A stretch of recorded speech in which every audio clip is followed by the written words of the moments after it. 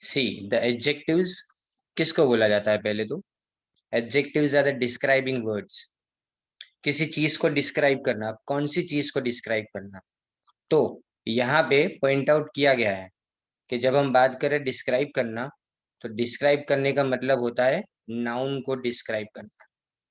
किसको? नाउन को डिस्क्राइब करना, उसको अपने बोलेंगे adjective. Adjective usually go before the nouns, noun से पहले। दे modify, however they can also go after a form of to be यानी is am are was were, उसके पीछे भी अपने लगा सकते हैं उसको। डिपेंड्स, किस तरह की सिचुएशन है उसके ऊपर डिपेंड करता है। अब देखिए शी वॉज गेटिंग एंग्री। अब शी तुम्हारा प्रोनाउन है शी। अब शी प्रोनाउन है तो शी, उसकी क्वालिटी क्या? यानी शी वॉज गेटिंग वॉट, तो यहाँ पे आंसर मिलता है अपने को एंग्री। तो जो एंग्री है वो अपने लिए क्या हो गया? एडजेक्टिव। यानी किसी भी इंसान को स्पेसिफाई किया, किसी भी इंसान को क्वालिफाई किया, तो ये एंग्री जो है वो तुम्हारे लिए एडजेक्टिव बना। अब सवाल कि ये क्यों कर रहे हैं अपने? तो एडजेक्टिव इसलिए जरूरी है कि एडजेक्टिव अगर आते हैं तो एडजेक्टिव से अभी तो तुम्हारा सिंपल कंपाउंड कॉम्प्लेक्स नहीं है, लेकिन नेक्स्ट ईयर वापस हो जाएगा। तो ये जो सिंपल कंपाउंड कॉम्प्लेक्स बनाना हो, या फिर अगर आपको डायरेक्ट में से इनडायरेक्ट कन्वर्ट करना हो, या फिर एक्टिव में से पैसिव, इन सब के वक्त आपको ये क्लैरिटी होनी जरूरी है। तो एडजेक्टिव किसको बोला जाता है, एडवर्ब किसको बोला जाता है, और नाउन प्रोनाउन किसको बोला जाता है। तो देखो शी यहाँ पे प्रोनाउन है, वॉज गेटिंग एंग्री, तो जो एंग्री है वो तुम्हारे लिए एडजेक्टिव। अब क्या लिखा है देखो, you are my best friend. You are my best friend, तो फ्रेंड लिखा है, पर यहाँ पे you are my best friend, तो फ्रेंड कैसे? तो उसके पीछे एक चीज लिखी गई है बेस्ट। तो जो बेस्ट है ना वो तुम्हारे लिए एडजेक्टिव हो गया। You are my best friend, ये बेस्ट आपके लिए क्या हो गया? एडजेक्टिव हो गया। जो अपना डिग्री चेंज करना सीखा ना, उसके अंदर भी हमने एडवर्ब और एडजेक्टिव ये दोनों को ही समझ के उसके बाद में डिग्री को चेंज किया था। अब ये देखिए, this is the most interesting movie I have ever seen.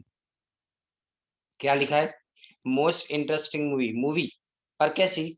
तो इंटरेस्टिंग। तो ये जो इंटरेस्टिंग है ना वो तुम्हारे लिए एडजेक्टिव हो गया। तो adjective is the word which qualifies the word movie.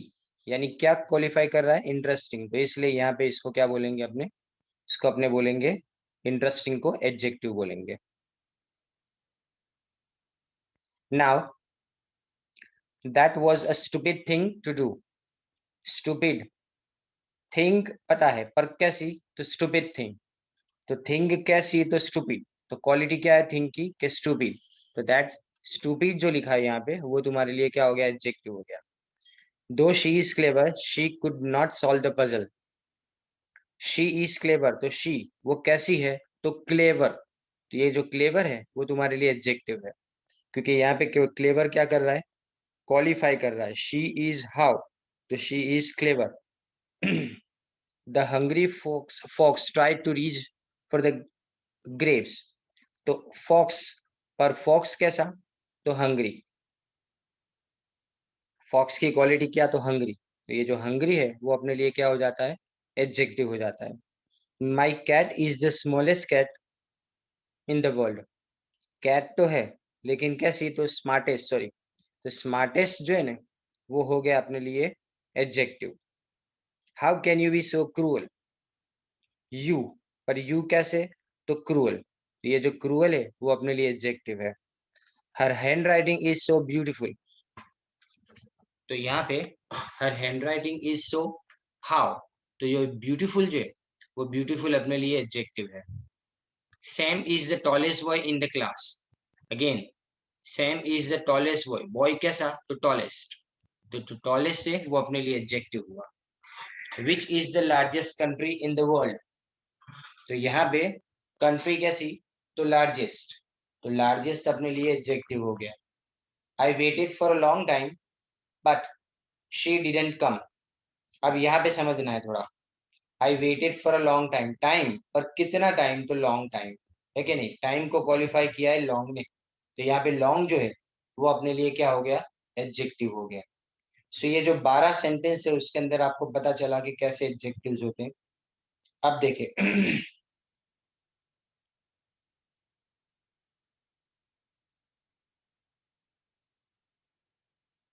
ये वाला देखिए, इसमें अपने एडवर्ब है।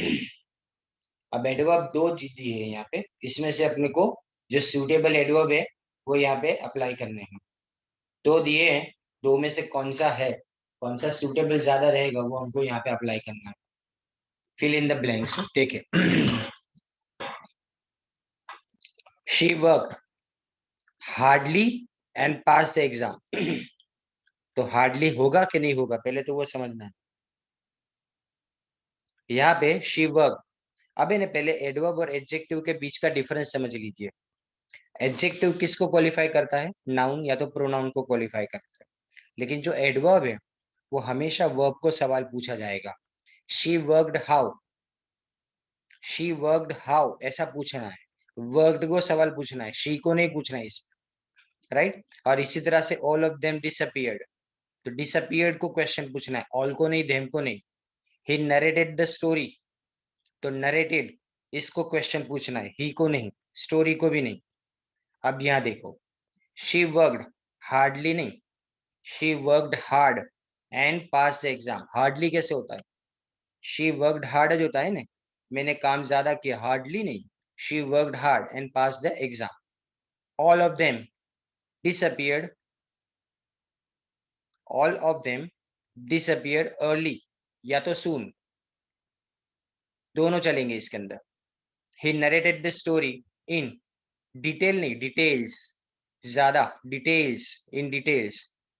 फिर this book is very interesting या T double O too interesting. अब ये T double O too interesting है ना, वो थोड़ा नेगेटिव वाला हो जाता है, इसलिए यहाँ पे वेरी इंटरेस्टिंग, वेरी गुड।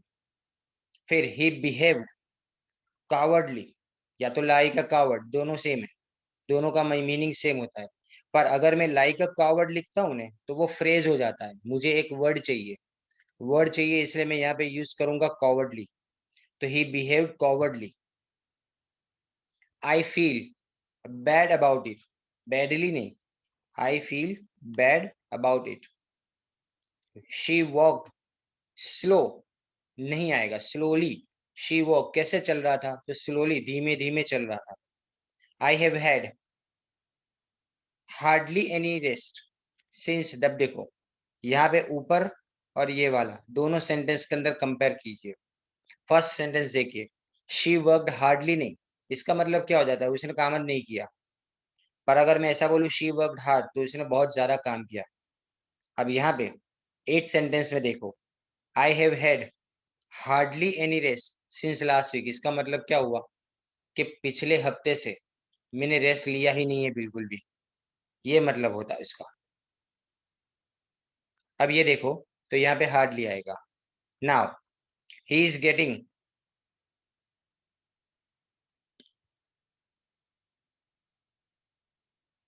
हाँ तो he is getting better day by day, better यानी और अच्छा होते जाना।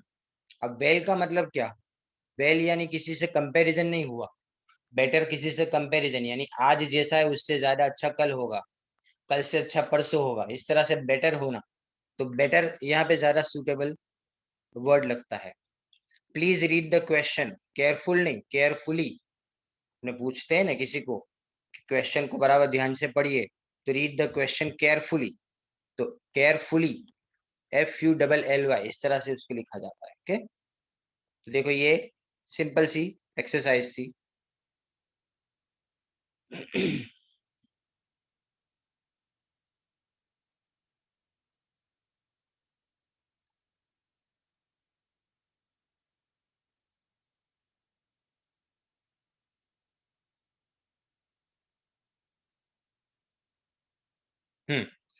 नाउ ये टाइप्स ऑफ सेंटेंसेस है।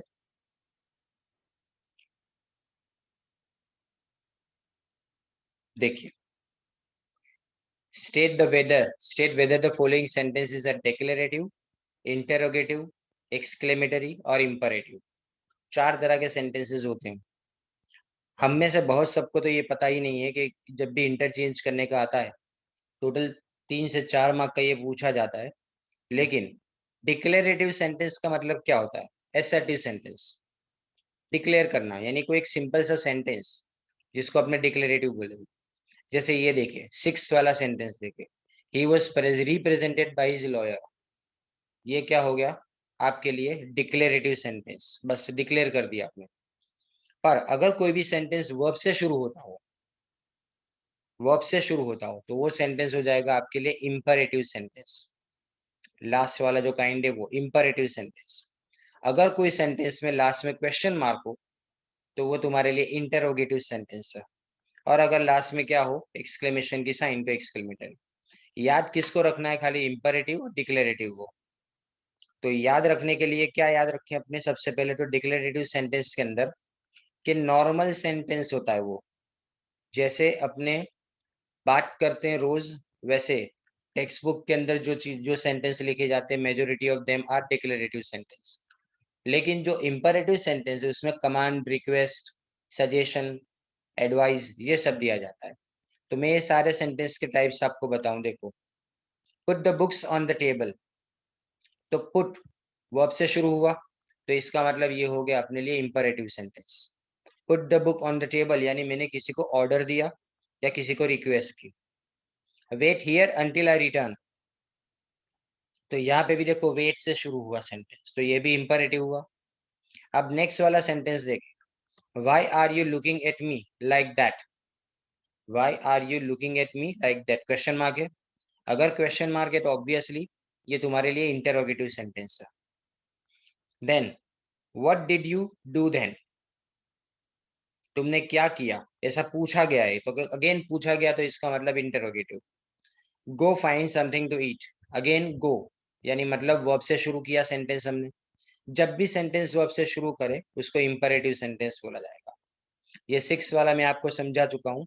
He was represented by his lawyer, ये आपका डिक्लेरेटिव या तो एसर्टिव सेंटेंस हुआ। व्हाट अ ब्यूटीफुल सनसेट, तो देखो एक्सक्लेमेशन की साइन लास्ट में है, तो ये एक्सक्लेमेटरी सेंटेंस आ गया। How beautifully the children dance, तो यहाँ पे भी एक्सक्लेमेशन की साइन है लास्ट में, इसलिए ये भी अपने लिए क्या हो जाता है? ये हमारे लिए एक्सक्लेमेटरी सेंटेंस हो जाता है। अब ये वाला देखो, Mumbai is a big city, तो ये डिक्लेरेटिव सेंटेंस हो गया, क्योंकि यहाँ पे Mumbai is a big city सिर्फ एक स्टेटमेंट बोला गया है, right. She didn't speak a word, again ना क्वेश्चन मार्क है, ना वर्ब से शुरू होता है, पर ये सेंटेंस कैसा है? Declarative sentence. अब सवाल के डिक्लेरेटिव सेंटेंस नेगेटिव हो सकता है, तो हाँ, हो सकता है वो। फिर I was amused by her antics, again I was amused by her antics. I से शुरू हुआ है सेंटेंस, वर्ब से शुरू नहीं हुआ, इसका मतलब इंपेरेटिव नहीं है, ना क्वेश्चन मार्क है, ना इसके अंदर एक्सक्लेमेशन की साइन है, तो इसका मतलब ये भी तुम्हारा डिक्लेरेटिव सेंटेंस है। Where have you been all these while, तो ये क्वेश्चन मार्क है, तो इसलिए ये कौन सा सेंटेंस हो गया अपने लिए? ये अपने लिए हो गया सीधा interrogative sentence. Okay, now next देखते हैं।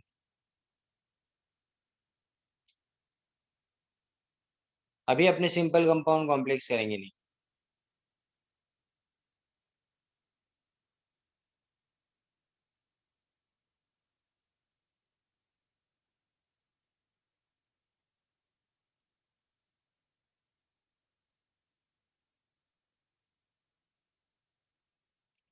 देखो यहाँ टाइप्स ऑफ एडवर्ब लिखे हैं, लेकिन वो हमारे लिए कुछ काम के नहीं है।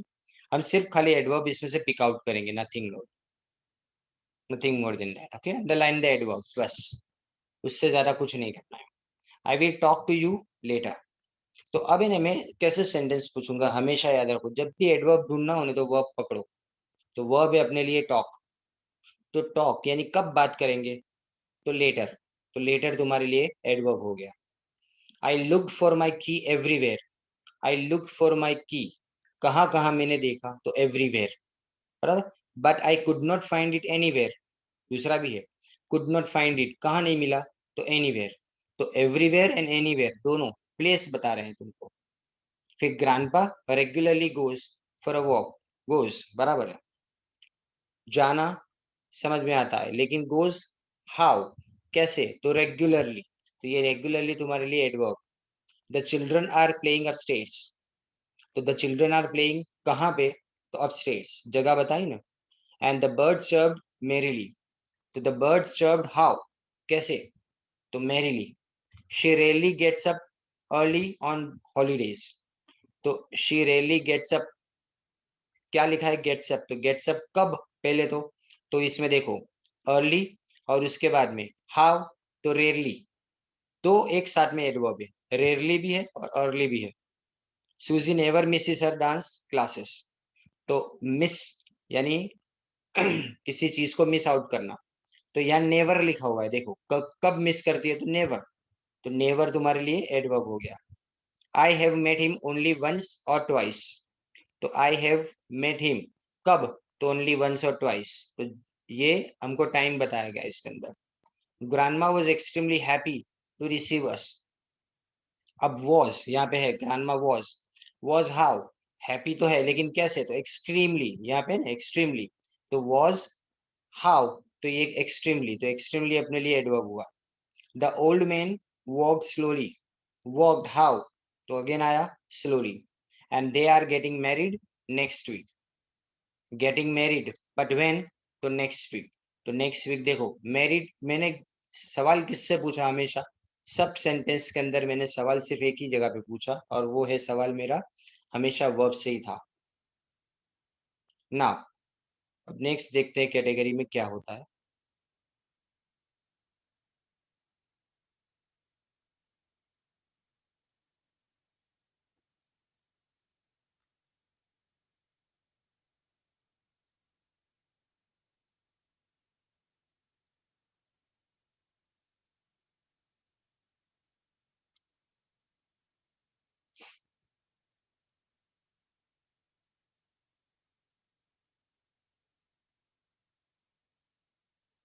हम्म,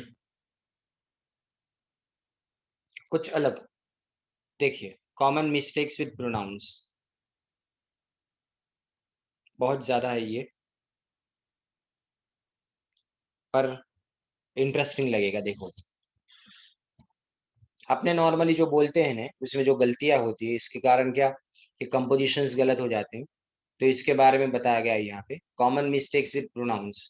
हम प्रोनाउन को गलत मानते हैं, तो देखो गलत यूज कर लेते हैं। इनकरेक्ट में क्या, बोथ डिड नॉट कम, दोनों नहीं आए, ऐसा नहीं बोलते। करेक्ट क्या होना चाहिए, नीदर के, दोनों नहीं आए, ऐसे ही। दोनों का मीनिंग तो गुजराती में सेम ही होता है, हिंदी में सेम ही होता है, लेकिन प्रॉब्लम ये है कि दोनों को समझना, अगर समझाना हो इंग्लिश के अंदर, तो उसका यूजेज अलग तरीके से होता है। ये वाला देखो, इसके बाद वाला इनकरेक्ट में देखो, both of them did not pass the test, तो neither of them passed the test.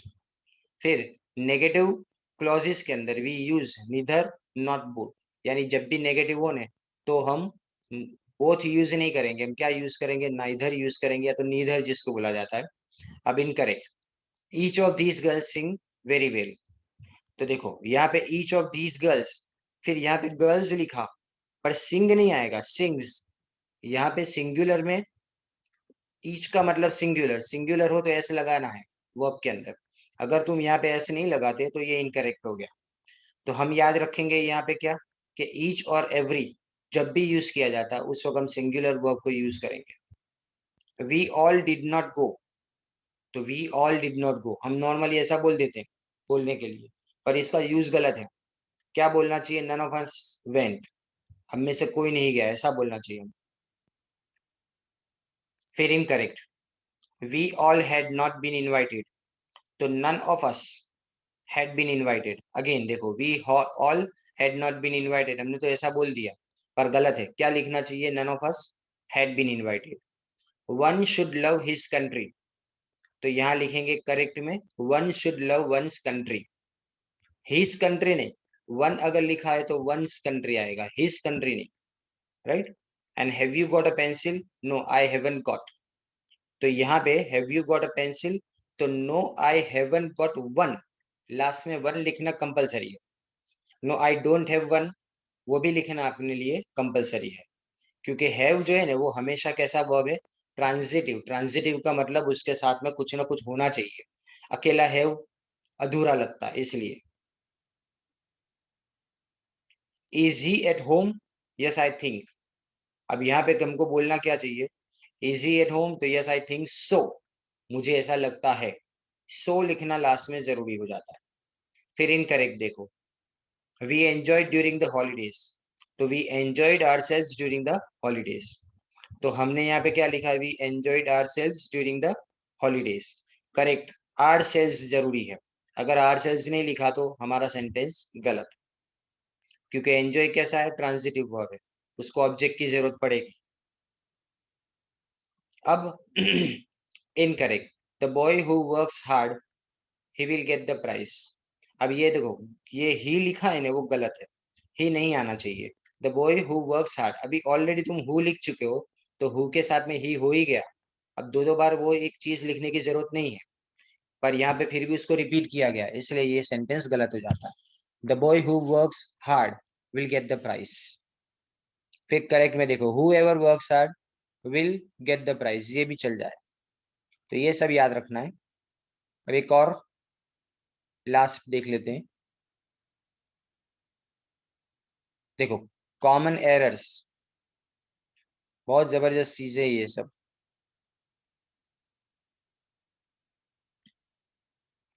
देखो, ही is waiting for you from 10 o'clock, ये सेंटेंस इतना कॉमनली यूज करते हैं अपने, मैं कब से तुम्हारी राह देख रहा हूँ, ये गलत चीज है। इस तरह से कभी भी I am waiting for you कभी भी नहीं, I have been waiting for you आना चाहिए। I have been waiting for you, क्योंकि वेट करना शुरू हो चुका है, अभी तक खत्म नहीं हुआ है। यानी जो कोई एक्टिविटी पास्ट में ऑलरेडी शुरू हो चुकी है लेकिन अभी तक खत्म नहीं हुई, वो हमको शो करनी हो, तो उस वक्त हमको हैज या तो हैव, फिर बीन और उसके बाद में आईएनजी, ये लगाना कंपलसरी है। तो he is waiting for you from 10 o'clock, तो करेक्ट में आएगा he has been waiting for you since 10 o'clock। अब यहाँ देखो, the man is sitting here for the last 2 hour, देखो ये दोनों में फर्क क्या है? दोनों में देखो, एक टाइम पीरियड जब से उसने शुरू कर दिया है ना, वो बता दिया है, यानी 10 बजे से ये यहाँ पे बैठा है, यहाँ पे 2 घंटे से बैठा है, ये लिखा है। तो this man has been sitting here for the last 2 hours. अब यहाँ पे देखो, सिंस 1980, तो we are staying here since 1980, ये भी गलत। We have been staying here since 1980, यानी 1980 से हम यहीं पे रहते हैं, अभी भी रहने की एक्टिविटी कंटिन्यूज है, वो खत्म नहीं हुई है। तो हम यहाँ पे एक्सप्लेनेशन देखते हैं उसका, to talk about actions and situations that has started in the past, यानी काम शुरू हो चुका था पास्ट में, लेकिन अभी तक वो कंटिन्यू है, प्रेजेंट भी, अभी भी वो कंटिन्यूड है। तो उस वक्त हमको ये सेंटेंस इस तरह से कंस्ट्रक्ट करना पड़ेगा। अब ये वाला देखो, I am going to school by bus, तो I am going to school by bus का मतलब क्या हो जाता है? कि मैं आज ही जा रहा हूँ, रोज नहीं। होना क्या चाहिए हमको? रोज की बात करनी है, तो रोज की बात करने के लिए हमको सिंपल प्रेजेंट टेंस यूज करना पड़ेगा। तो इसीलिए यहाँ पे I go to school by bus and we are playing tennis every day. Wrong, we play tennis every day. We are playing tennis का मतलब क्या होता है? कि हम रोज खेलते हैं, बोलने के लिए बराबर है, पर इसका कंस्ट्रक्शन क्यों गलत है? क्योंकि डेली एक्टिविटी के लिए कि हमको यूज करना चाहिए सिंपल प्रेजेंट टेंस, दूसरा कोई टेंस अपने यूज नहीं कर सकते। फिर ये वाला देखो, I said him to go, गलत। सेड के साथ कभी भी पीछे कुछ भी अगर आए तो यहाँ पे बीच में टू लगाना पड़े तुमको। I said to him to go, तो हमको यहाँ क्या करना पड़े? सेड टू अगर हटा देना है तो इसकी जगह पे हमको टोल्ड लगाना, क्योंकि अपने डायरेक्ट इनडायरेक्ट में ऐसा ही करते हैं। I told him to go, I said him to go ने क्या आएगा? I told him to go. And she told me that she would be coming, तो शी सेड दैट, देखो यहाँ पे अब यहाँ पे टोल्ड, शी टोल्ड लिखा, ये गलत। क्यों गलत? क्योंकि टोल्ड के बाद कुछ होना चाहिए। यहाँ पे टोल्ड के बाद कैसा? हिम है। यहाँ पे अगर टोल्ड के बाद अगर मी होता ना तो गलत नहीं था, सही है। She told me that she would be coming, तो बराबर है।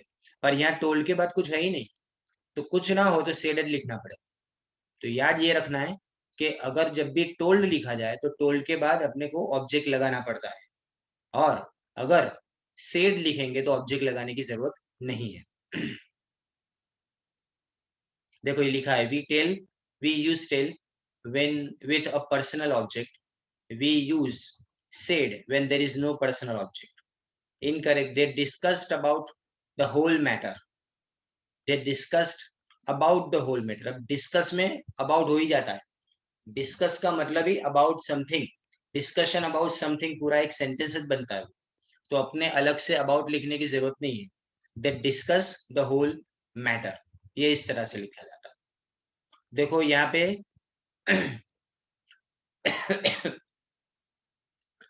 ये आज मैंने ये स्टार्ट किया था आपके लिए। आज मैं सिर्फ ये देखना चाहता था कि मैं बोल पाता हूँ कि नहीं, बट बाय गॉड्स ग्रेस